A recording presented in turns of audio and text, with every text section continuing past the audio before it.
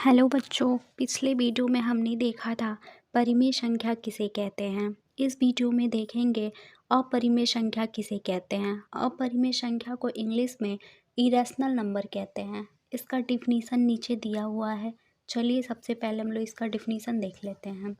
वे संख्याएं जिन्हें p/q के रूप में व्यक्त नहीं किया जा सकता उन्हें अपरिमेय संख्या कहते हैं। जहाँ p व q पूर्णांक है तथा q नॉट इक्वल टू 0 हो। यानी परिमेय संख्या में क्या था, p/q के रूप में व्यक्त करना था।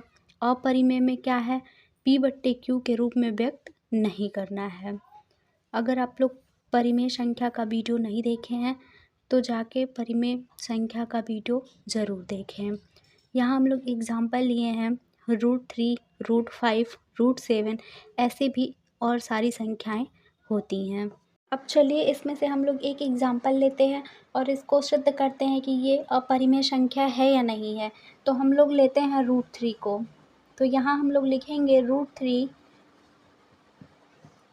परिमेय संख्या है। अब आप लोग सोच रहे होंगे यहाँ परिमेय संख्या क्यों लिखा है, क्योंकि हम लोग को सिद्ध करना है अपरिमेय संख्या, इसीलिए हम लोग पहले परिमेय संख्या लेके सिद्ध करेंगे। और अगर हम लोग को परिमेय संख्या सिद्ध करना होता तो अपरिमेय संख्या लेके सिद्ध करते, यानी अपोजिट होता है। तो अब हम लोग क्या करेंगे, इसको यहाँ लिखेंगे। परिमेय संख्या का क्या होता है, इसे भिन्न के रूप में लिखते हैं, यानी p/q के रूप में। अब इक्वल टू √3 यहाँ है तो यहाँ लिख देंगे। अब आप लोग देखेंगे q नॉट इक्वल टू 0 है। अब हम लोग दोनों तरफ वर्ग करेंगे तो यहाँ लिखेंगे दोनों तरफ वर्ग करने पर। तो अब आपका हो जाएगा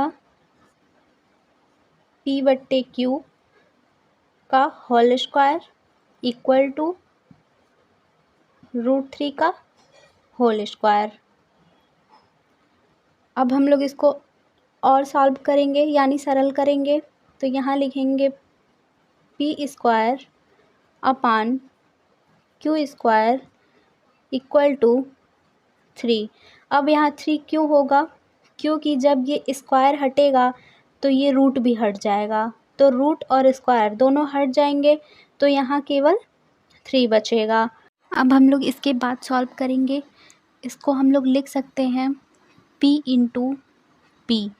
क्यों, क्योंकि यहाँ हम लोग देखेंगे 2 पे अगर वर्ग हो तो इसका मतलब होता है 2 गुणे 2, यानी कोई भी अंक होता है, मान लीजिए 5 है, 5 पे स्क्वायर लगा है तो इसको कितना होगा 5 गुणे 5। ऐसे ही अगर p पे स्क्वायर है, इसको आप लोग इंग्लिश में स्क्वायर कहते हैं, हिंदी में वर्ग कहते हैं। तो यहाँ अगर p² है तो यहाँ p इंटू पी लिख सकते हैं। नीचे उसके बाद अपान करके q इंटू क्यू, फिर इक्वल टू 3। अब क्या करेंगे, यहाँ से एक q लेके 3 में मल्टीप्लाई कर देंगे, यानी गुणा कर देंगे। तो चलिए करके देखते हैं। फिर यहाँ लिखेंगे p into P upon q equal to 3 into Q. अब इसको हम लोग क्या करेंगे, भिन्न में चेंज करेंगे। तो यहाँ जगह नहीं है, चलिए हम लोग यहीं सॉल्व कर लेते हैं।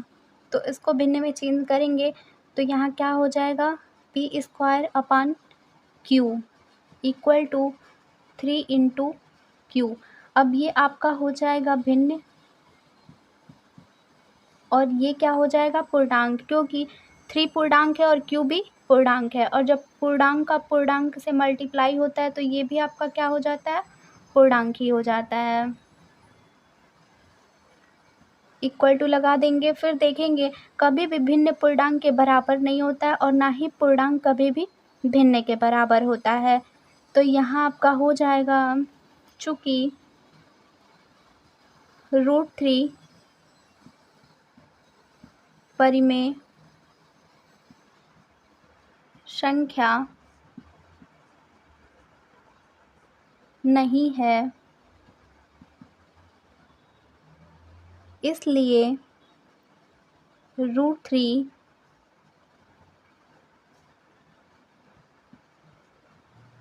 अपरिमेय